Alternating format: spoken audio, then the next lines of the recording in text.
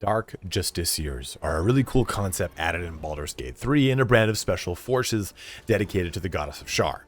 In the story, Shadowheart's chief goal is becoming one of these elite warriors, but the Trickery Domain is kind of tricky, right? And lackluster. It doesn't really provide much punch on its own.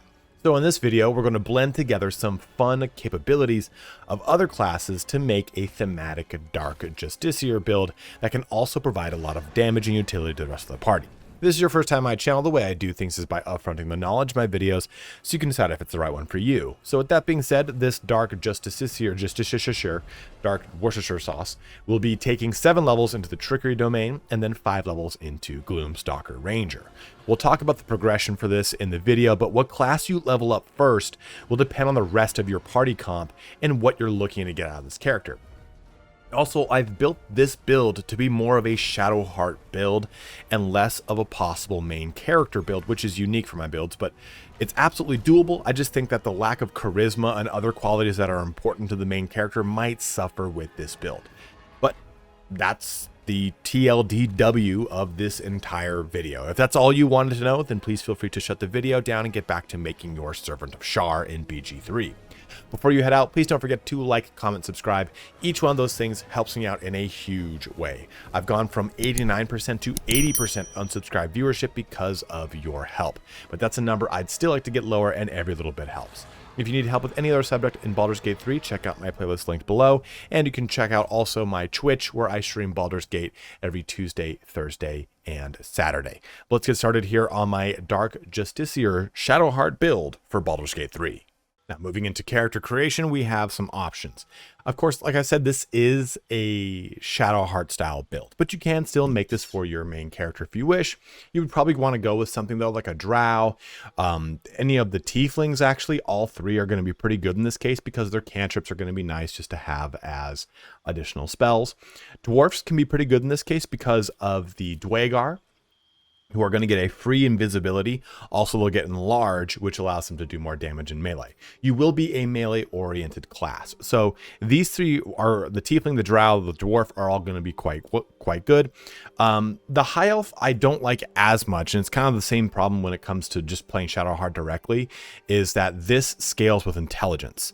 So we're not going to have any intelligence, so all these cantrips, while it seems cool to get an extra cantrip, it kind of is a shot in the foot. So I probably would steer clear of high elf if I was going from a min-max perspective. But guys, remember, this is a first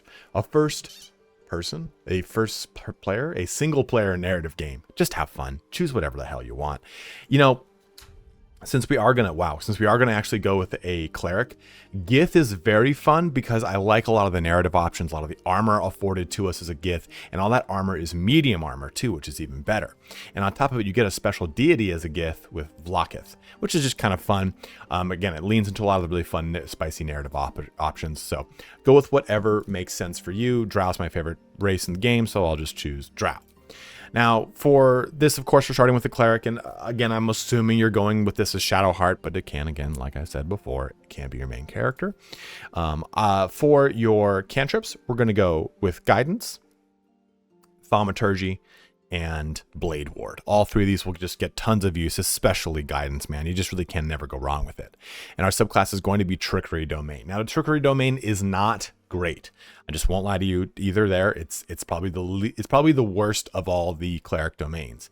But we're going to try to really lean on a lot of the really cool functionality that we can get out of this. Like, for example, here, Blessing of the Trickster, grant another creature advantage on stealth checks. That can be fun because we are going to be stealthing. But there is also the Channel Divinity ability of the Trickery Domain, which allows us to create a duplicate that we then get advantage on anything within a certain range of that duplicate. So it can be pretty fun.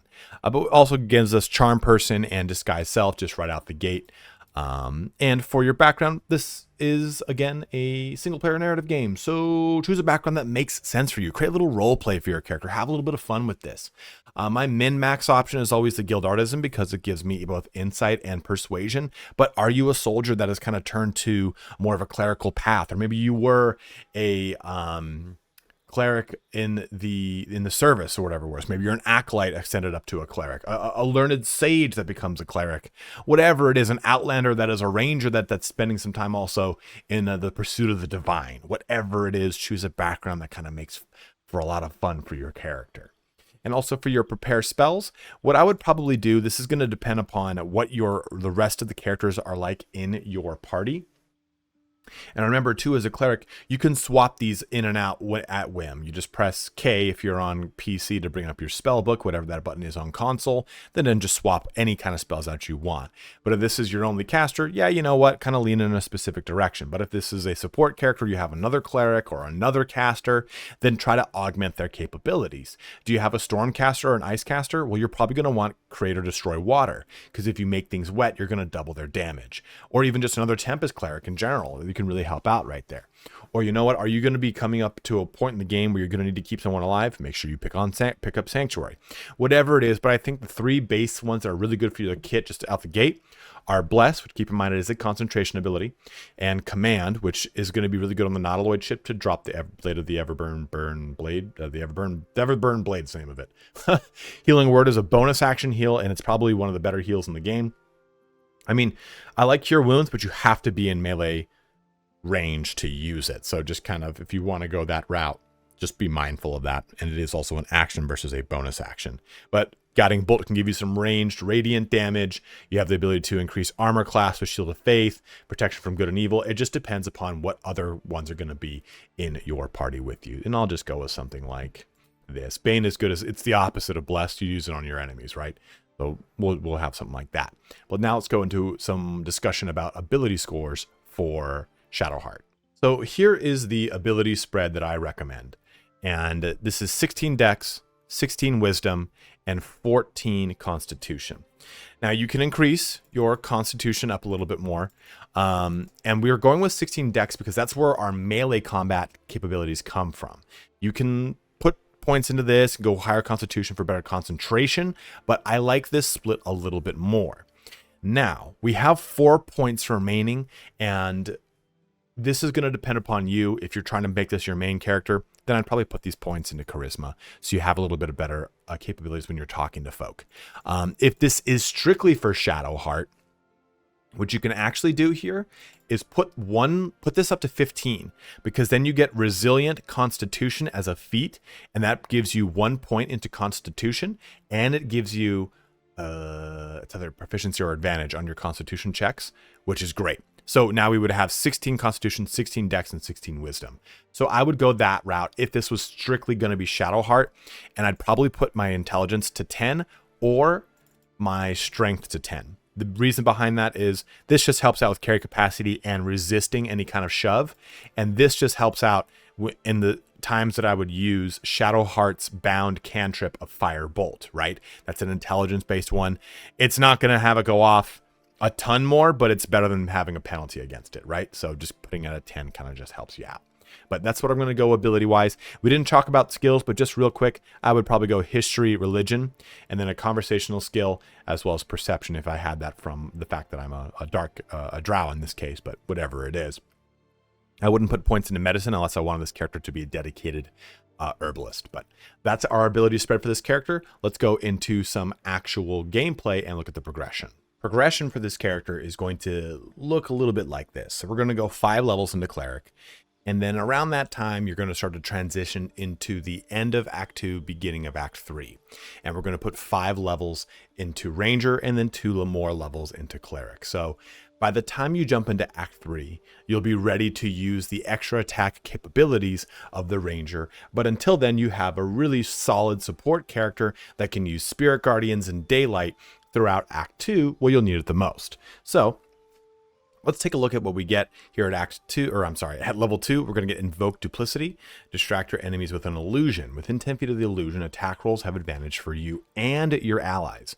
Both the attacker and the creature must be within 10 feet of the illusion. So if you actually have any kind of sneak attack or rogue character with you, you can basically give them a free advantage on attack roll for whatever you want, right? You cast this on something, everything within 10 feet has that advantage. It's actually pretty cool. So we'll stick with that, and then our ability or our spells, just kind of go with whatever's going to make sense for your party and your makeup and what's going on here comp-wise. Jumping into into level 3, we're going to get 2 more Trickery Domain spells, mainly, of course, Mirror Image, which is going to be huge for us. So this is going to give us 3 points of armor class per illusion that is active. So casting it, you get 9 AC, and you'll lose 3 for each one of those. So you'll go from 9 to 6 to 3 to 0 AC bonus from this. But the nice thing is it doesn't require concentration. It's one of the few spells that's actually really solid that doesn't require concentration, so you can stack a lot of fun stuff here. Also, we get Pass Without a Trace. So call forth the Veil of Shadows and silence that. Gives you and all nearby companions plus 10 bonus to stealth checks. Now, this does last until long rest, which is cool, but it is a concentration ability. So you probably won't be using this too much. But it's there if you want to kind of get clever with it and tricky with it. Now, for our spells, we're going to swap some stuff out. We're going to pick up Hold Person for sure. You definitely want to get Blindness. I'd probably drop maybe Bane at this point and get Aid, something like that. Maybe even Guiding Bolt and get Spiritual Weapon, whatever it is. But these level 2 spells are actually quite good.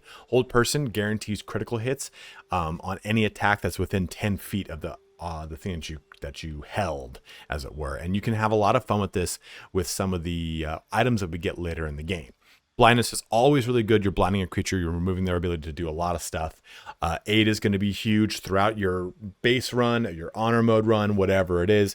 And Spiritual Weapon's always just nice to have an extra force damaging thing on the table.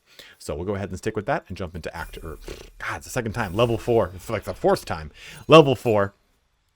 We'll get another cantrip. Probably going to go with like Light, because around this time you're going to get ready to jump into Act 2, right? You're level 4, you're getting ready to rear up for that. And for spells, just kind of put other stuff here that maybe you pulled out, whatever it is. That makes sense. Sanctuary is really good if you're coming into that fight at the Last Light Inn, right? You cast this on Imoen, or wrong Baldur's Gate. You cast this on the priestess or the cleric of Selûne, and you don't have to worry about her getting slapped. So let's now jump into a conversation on featsies. So with your feat, you want to really, or feats, it's weird, which one do I say? Feats, you want to select things that are really going to benefit the character. And right now, the primary one is going to be ability improvement, because this is going to help us out with our damage profiles that we do. Now, at this point in the game, you could probably hold off on this until you get level 4 with Ranger, because your dexterity right now is not as crazy, right? We're not using dexterity for anything really other than setting up our future attack damage. So what you could do is drop that point into Resilient Constitution instead. This pushes our Constitution up to 16, giving us a +3 to Constitution checks. And we have now proficiency in Constitution saving throws, which all concentration rolls are. It's a really huge one. We're going to be using it quite a bit. So you can do that and get that advantage right now. Another options you can go with instead of Resilient is Warcaster, which instead of giving you a proficiency on concentration rolls, you're going to get an advantage exclusively on concentration rolls versus the other ones all Constitution checks. So if you want, you can go this route. You also get a reaction to cast Shocking Grasp at targets moving out of melee range. That's cool, but what we're going to be coming into in the next level is a lot of concentration usage with Shadowheart. So I think Resilient Constitution is probably the better way to go. Give us a little bit more health, get us that +3. And now if you take a look at this, this is going to give us a +3. And at level 4, we'll get a +2 from our proficiency on all concentration checks. That's going to be really nice, right? And that's going to go to a +3 and then to eventually a +4 but by level 9+. So it's a cascading benefit that always really helps you. Now, another one you can go in lieu of both of those is Alert, to +5 bonus to initiative and Can't Be Surprised. So that's going to be really helpful, especially towards latter portions of this build when we are going to be doing quite a bit of melee and sneaking around. And then, like I said, ability improvement, we'll put that into dexterity with our Ranger feat. Let's go ahead now, do Resilient, Constitution, and go ahead and accept. Into level 5, things are going to get pretty fun here for this character because we got our level 3 spells. Now, with those level 3 spells, though, we get Bestow Curse, which is very good, but it will be a little funky here. So for one, it's a melee range required spell, and it's a concentration spell. So it's going to it's going to really trump up some of our other plans. Because the other thing on this list is also fear. Target drops everything and becomes fearful. They have disadvantage on ability checks and attack rolls. Fear is a really good ability. If the target ends their turn where they can't see you, they can make another saving throw to shake off their fear. But it is a concentration ability. So keep those things in mind with what we're about to talk about with the the spell category. But Bestow Curse is cool, because it's different than Hex is from a Warlock. The curse either bestows disadvantage on checks and saving throws. Hex only does a disadvantage on, I think it's just saving throws. It's one or the other, but it's only one of them. And saving throws or attacks. So it's disadvantages on pretty much everything for that stat. Or you can have it just do necrotic damage whenever you hit something. So Bestow Curse is a really, really cool ability that I think people maybe probably sleep on because it is a concentration ability, and it's going to butt up against Spirit Guardians, which is a really strong cleric capability as it is. But I think this is a really good one we're going to use later in the build. For spells, though, we're going to drop a lot of this and definitely pick up Spirit Guardians, because this is what we're going to use the majority of Act 2, right? We use Spirit Guardians, we simply put it into Radiant damage mode, and we're going to kill everything in Act 2. We use Daylight, and we're going to get advantage, and we're not going to have to deal with all the crap in Act 2. I'd probably drop Blindness and pick up Glyph of Warding too to give me some range capability, but for the most part, this is where we're stopping with Cleric for now, because now this is a really good character that's going to carry us as is. If I didn't put any other Cleric levels into this build, it's going to carry us all the way through Act 2 without any problems. You're pretty much just going to use Spirit Guardians Radiant and have a lot of fun with it. It does break a little bit of the Shar portion of this. You can use Spirit Guardians Necrotic instead, though, so still there. Now, with our 6th level, we're going to pivot here into Ranger. Now, Ranger is important because Ranger is going to still use Wisdom, and we can have some fun with this. So, favorite enemy here, you can go with really whatever you want. Keeper of the Veil is cool to gain proficiency in Arcana, but gives you just free cast of protection from evil and good, which is cool. Ranger Knight does give you proficiency in heavy armor, but it's not really what we're going for. Sanctified Stalker can give you Sacred Flame, which we did not take as a cantrip, and I swear to God, I feel like it always fucking misses. Bounty Hunter, though, is probably the better of a lot of them because you gain proficiency in investigation, which is cool, but creatures you hit with ensnaring strike have disadvantage on their saving throws, so they're more likely to actually have it go through. And for Natural Explorer, definitely go with either fire or poison, because these are two very prevalent fire damage types, and you're just going to get a resistance to them. It's going to help you be very tanky. So I'm actually going to go with fire here, and you'll get more skill proficiencies. So do whatever kind of makes sense for you and your character and all that fun action. So we'll go ahead and just take that first level here into Ranger, and then our second level here into Ranger. We're going to choose some spells, and we have some of these already existing. So if you have Longstrider on another character, don't pick it up here. If you don't, go ahead and grab it. It's not going to hurt. But definitely get Ensnaring Strike if you went with Bounty Hunter, because this is how you get the benefit of it. It is a concentration ability, though, so I just have to keep that in mind. You just got to know that it's there, so just know that. You can go with Fog Cloud to actually help you out with some blinding and heavily obscuring things. Again, it is a concentration ability. And you can use Hunter's Mark, another concentration ability, but it's a free damage source that works with bonus action, so it's a nice thing to kind of use as we jump later into this build. And then also Hail of Thorns is a really cool one because it's not a concentration ability, for fuck's sake, and it does a lot of really fun damage, gives you little cool capabilities there. Now, fighting style here, we're going to go with dueling. You can go with defense just to get a flat increase to your armor class, makes you a little bit more tanky, but this is going to give us more damage, and this is a very confusing sentence. But when you are wielding a melee weapon that is not two-handed or versatile in one hand, the game does not... what it's saying is you have to use something in just one hand. If you use a longsword or a spear in one hand and a shield in the other hand, you will get the 2 damage. I have tested this on balanced. It might not be true in honor, but it definitely works in balanced. So this will work, and you can use the spear that you get from Shadowheart's quest, whatever it is. So we're going to go dueling here. Progress forward into level 3, pick up another spell. I don't know. Speak with animals. Sure. Doesn't really matter here. You can go Goodberry. Goodberry is actually a pretty cool one. Never mind. We'll go with Goodberry because we get a free source of healing. But we will go now Gloomstalker. This will give us Dark Vision, which is cool and all, superior. Dread Ambusher, which is going to give us a bonus to our initiative. And on the first turn of combat, your movement speed decreases by 10 feet, and you can make an attack that deals an additional 1d8. It's a free extra attack you get built into the class. You get the ability to go invisible or bonus action hide, and you get another cast of Disguise Self, which we don't really get any benefit from, but it's here nonetheless. Unfortunately, we can't swap that Disguise Self out, which would be really cool. In Ranger level 4, we're going to go ahead and pick up that improved ability score. So at this point, you're around level 9. You're coming into the end of Act 2, about to transition into Act 3. I think on my Honor Mode playthrough, I defeated the end of Act 2 at level 9. And this is the perfect time to start transitioning into this because we can start using a lot of the fun functionality of this build after Act 2, because now Spirit Guardians is going to start to fall off. We get our level here, and we jump one more level.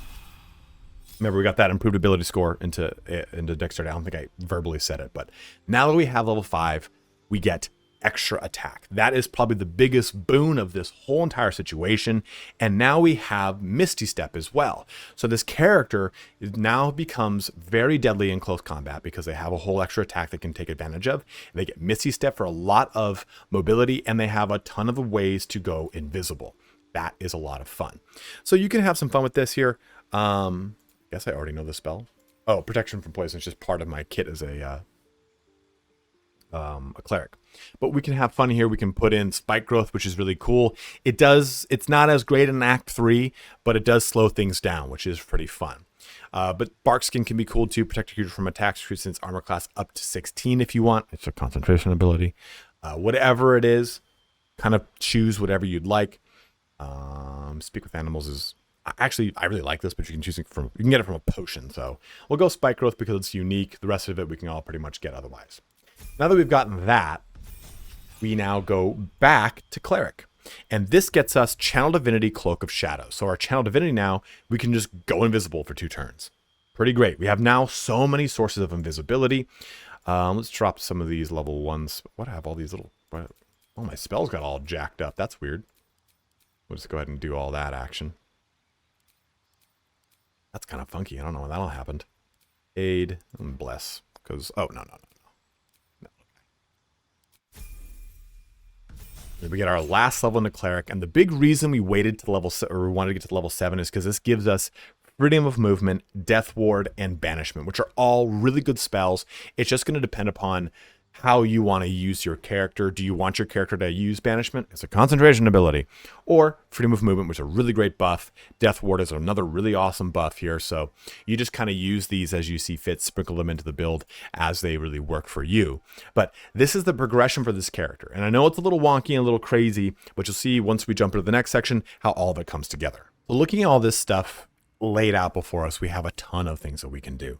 We have a level 5 spell slot. Even though we don't have level 5 spells, we can upcast one of our level 4 spells into that slot, or even any of our other ones, right? We can go ahead and do it with Spirit Guardians. Where is that? Which is a level 3 spell. We can go ahead and set it all up from 3 to 24 radiant to now 5 to 40 radiant if I so wish. You know, whatever kind of situation you want to set up with these, you definitely can. You can have a lot of fun adding additional damage to Hail of Thorns all the way up to 11 to 61, whatever type of situation you want. But with that too, we can polymorph. We can invoke Duplicity, which we talked about. We've got Blessing of the Trickster to grant another creature advantage on their stealth checks. We have got the ability to jump into hide, another ability to go invisible, another ability to go invisible. So we have all these ways that we can make our character invisible, and all that will come together when we talk about our gear. But being invisible will allow us to do a ton of damage. Now, we don't have sneak attack. That's something to kind of keep in mind. I had thought about, hey, what if I put some levels into Rogue here, and that can allow me to do that. And it's not so much that we're using the sneaking around to do tons of damage and stuff like that. It's more to allow us the ability to increase our crit hit, our spell save DC, whatever it is through any of our many capabilities. And two, when you look at this, you can wrap yourself in shadow, you wrap yourself in shadow, you go, you turn to shadow, right? But these other ones help out your party. You can use these. This kind of fits in that area. You can use these to kind of turn other people invisible, or help them out in becoming invisible, or help them out with their sneak attacks, whatever it is. There is still some support built into this because it's not a kind of selfish quote unquote cleric class that's only going to do its own thing. It does have plenty of functionality. We have lots of armor class with mirror image. Armor class right now is just 20 as is, and we haven't turned on anything defensively. So you can see that there's a lot of fun little things that this does, and it's really difficult to try to make the Trickery Domain work, and this is the only way I could really think to make it have punch without losing a lot of its teeth. The other thought I had was just simply going 5 levels into Cleric and 7 levels into Assassin, which you can also do. You miss out on extra attack. You just pretty much a sneak attack character that is going to rely on doing things with their bonus action. So there is that to kind of keep in mind if you want to take that route. This, I feel, though, fits the need of having a cleric in your party while also having the character that can be up in the front line, not necessarily tanking, but can actually take damage and help out the entire party, right? Can give some support abilities, can really kind of hinder something. And the big thing we're going to look at is how fear can really, really be turned on in a lot of really fun ways with this character. So let's now talk about our gear. Going into our conversation about itemization, we're going to start with 2 items I actually do not have in this playthrough, but they're going to be pretty good. The Dark Justiciar gauntlets that you're going to get in Act 2 in the Gauntlet of Shar. Your weapon attacks deal an additional 1 to 4 necrotic damage. They're just a really cool set of gloves that you can wear. They're thematic. They fit the whole entire regalia you're going to be probably wearing, and it adds some necrotic damage into the mix.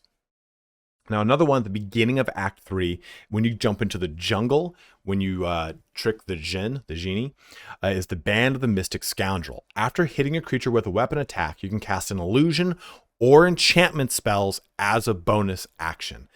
This is a really crucial ring that I unfortunately don't have, but it's going to add a lot of functionality to the character because a lot of the spells that we've talked about, especially the ones that come from Trickery, are illusion or enchantment based. So this is really, really going to be a huge boon for you, even if you want to use this for on mirror image, which is an enchantment or illusion. It's one or the other. It's an illusion spell, I think, actually. But still, there's a lot of enchantment and illusion spells in our repertoire, and we'll show those off in a little bit once we jump into the rest of our conversations. And another item I actually forgot about, I'm adding it in here in post, is Justiciar's Scimitar. You'll also get this in Act 2. I can't believe I forgot about it. It's like one of the best weapons for this build because it has shadow blinding. If you attack with advantage, you have a chance of blinding your target. Now, why this is really cool is because you have a lot of ways to kind of incur advantage into this build, either with your trickery abilities or just with any of the other spells that you can cast. So there's a lot of ways that you can create advantage with your attacks and thus hopefully have a chance to then blind them. And lastly, it has a shadow-soaked blow, which is a special blow that it can do, where it will strike an enemy, adding your proficiency bonus to the damage.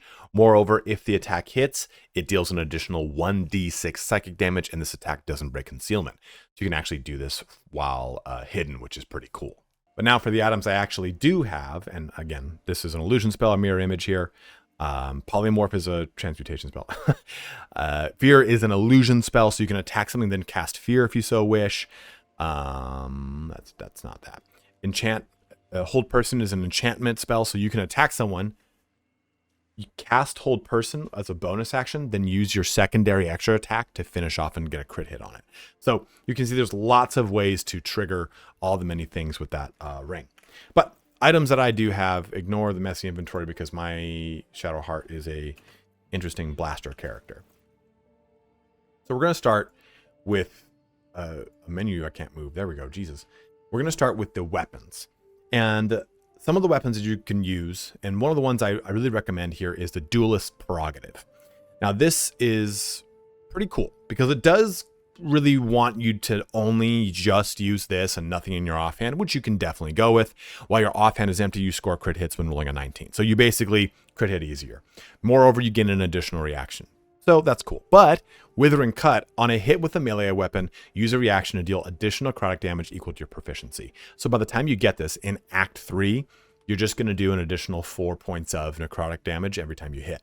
Also, you get Dueler's Enthusiasm, which is a weapon action. While you are not dual wielding, you can make an additional melee attack with the Dueler. So if you don't have any spells to cast in your bonus action, you get 3 attacks in 1 turn. You could do your attack, your extra attack, and then use Dueler's Enthusiasm to do as a bonus action. So you do quite a bit of damage in melee with this. It's a really, really good weapon, and I really like it. Some other ones that you can go with are the Selûne's Spear of Night or the Shar's version of this. Shar's version is probably a little bit more apropos, but you know, Selûne's ones here, you get advantage on Wisdom, Saving Throws, and Perception. Dark Vision gives you free cast of Moonbeam and Moon Mote. I don't have the Shar version, unfortunately.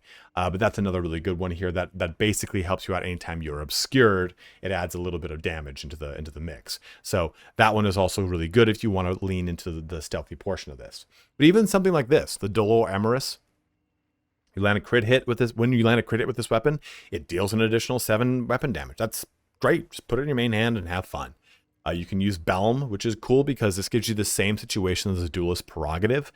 And what I also like about this is Whirlwind Attack. So when you bestow Curse on things, on something, Whirlwind Attack will trigger it.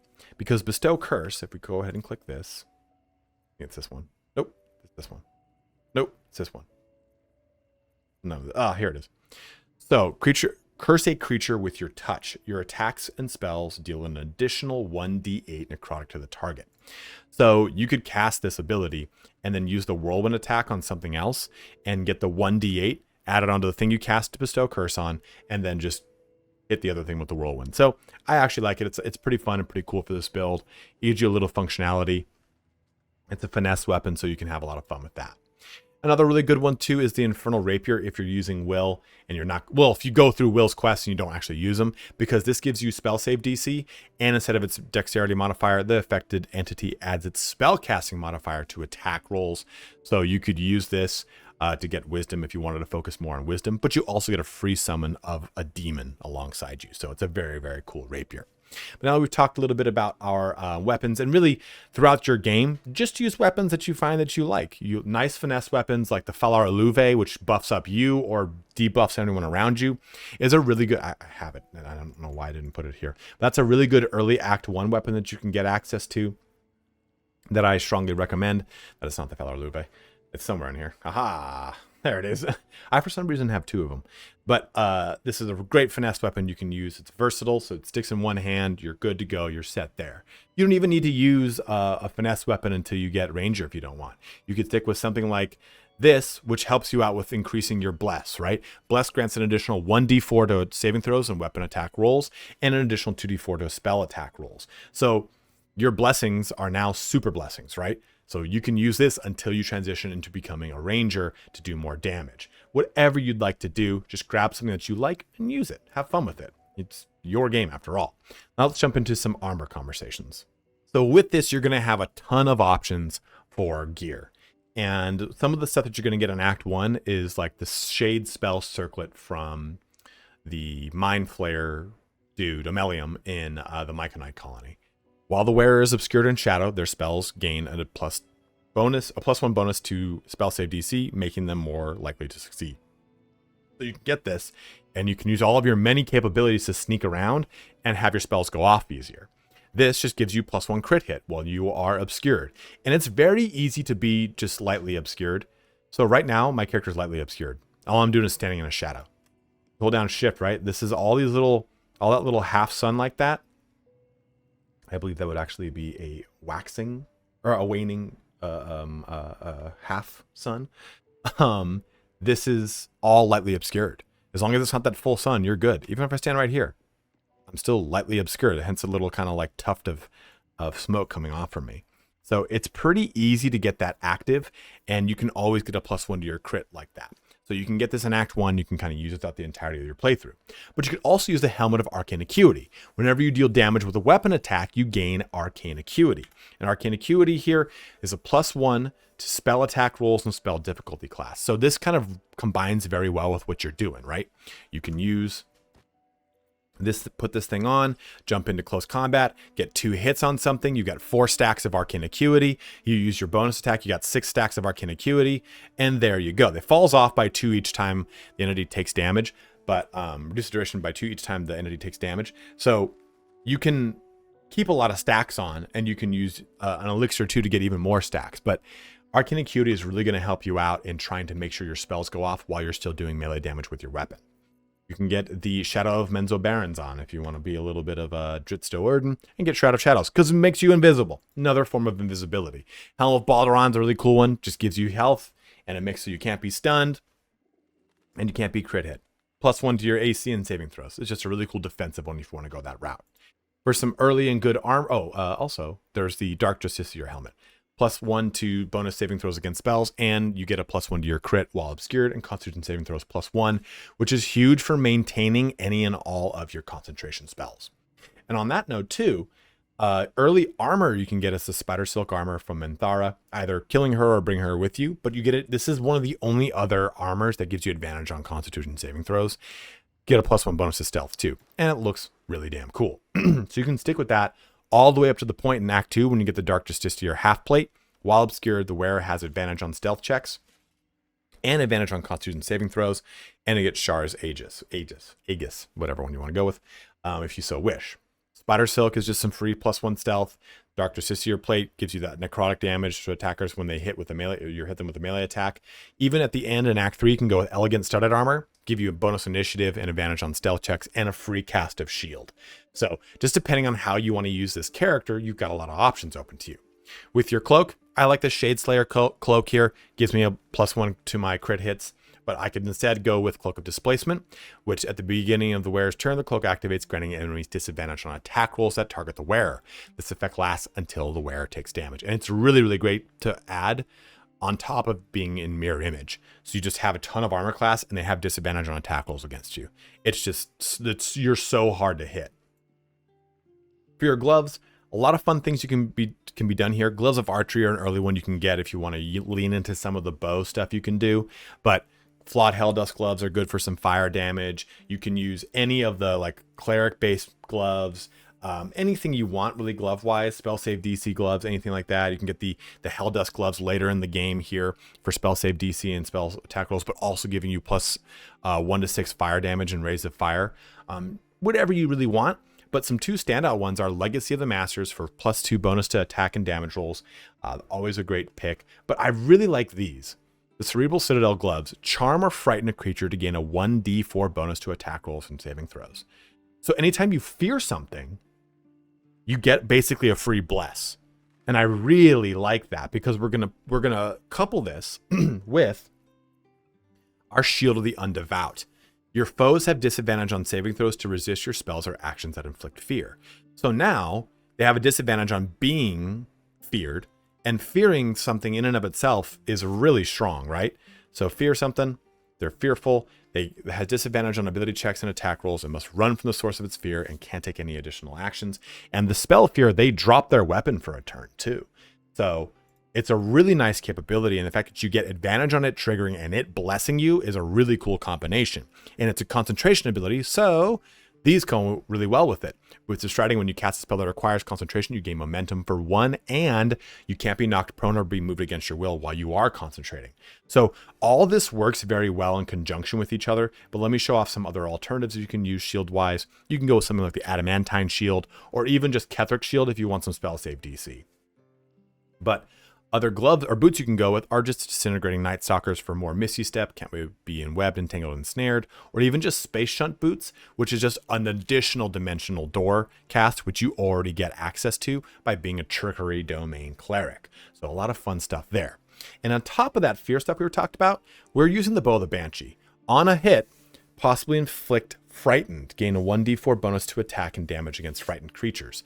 So that bonus is going to jump into things that are frightened. So you can really, really amp all this frightened stuff up together. It's a really cool set of combinations that I think is not a very common pick, but it's really cool and fits into the theme of this whole entire character, which I really like. You could go with Drakefire Bow too if you want to just get a resistance to cold, since you already have your resistance to fire from Ranger, but it's there nonetheless.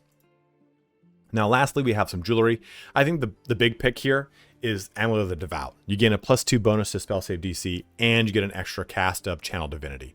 So you can go Cloak of Shadows, you can use Invoke Duplicity, whatever it is. Probably to Invoke Duplicity towards the end of the game, but even if you want, you can go Invisible here. And then as far as our rings, we already talked about the band of the Mystic Scoundrel, which I would use here, but I don't have it. But Shifting Corpus Ring is another form of invisibility, and it also gives you Blur, which is really cool. Attackers have disadvantage on attack rolls against you. So Blur is the same thing as what this one cloak does. This gives you Blur. So just a cool sort of source of damage mitigation and invisibility. The Whispering Promise, when you heal a creature, that's wrong ring. Didn't mean to have that equipped. When you gain advantage on attack rolls, you gain advantage on attack rolls and receive disadvantage on saving throws. So this is a risky ring, as its name doth say, but it is also a great way to just get advantage to help hit crits. Death saving throws +2. During combat, when the wearer starts their turn with 50% hit points or less, they gain momentum for 1 turn. Pretty much any ring you want here too. You know, you can jump into Ring of Regen for health, or Killer Sweetheart for some auto crits. Just whatever. Crusher's Ring if you want movement here, or Ring of Free Action so that you're not affected by difficult terrain. Whatever kind of makes sense for you and how you're playing this character. Let's now jump into some combat and see how all this comes together. So jumping into combat, let's have some fun and see some of the things that we can do. I mean, I could open up this combat right here with Invoke Duplicity and just drop down a little guy here to give me advantages. There we go. That's there. Great thing is, I'm hidden. That thing can stay right there. It's not going to cost me anything. That did, of course, cost me concentration, though, and it did cost me Channel Divinity. So we can now kind of push into combat however we want, right? I can go ahead and use Hail of Thorns if I want to open up like that. I can go ahead and jump into Spirit Guardians if I want, which would end this. But I can just come over here and do that. And Withering Cut, boom. So we can take advantage of all of what we just did right there, right? So we got 18 damage, it did 2 necrotic, we did 4 necrotic damage there. And I am also using a Hasten Potion as well as Elixir of Viciousness. So that's going to help me out with triggering all of my crits. Keep in mind too, I have a disgusting 31 AC. I didn't talk about the Armor of Agility, but I'm using the Dark Justiciar plate, which limits my AC bonus from Dex to only 2. If I was using the Armor of Agility, I wouldn't have that issue. And my Dex would be +4 to my AC. We'd be looking at +33. This would be 33 AC right now. So we'd have just a ton of capability. But you know what we also can do? We just can use Fear here. Let's see if I can get a good cast on. That's 4 targets. Let's see what we can get. That ends our Invoke Duplicity, of course. Now, they dropped their weapons. They're all fearful right now. And that gave me a free bless. Legions of the Underdark Blessing. Gain +1 bonus to attack rolls and saving throws. And they all had disadvantage on saving throws. I don't think it shows me, right? It just shows me... does it show me how they failed it? Well, yeah, they had a disadvantage because that was a fearing effect, right? And I can still come up here and go ahead and use Dread Ambush or Melee.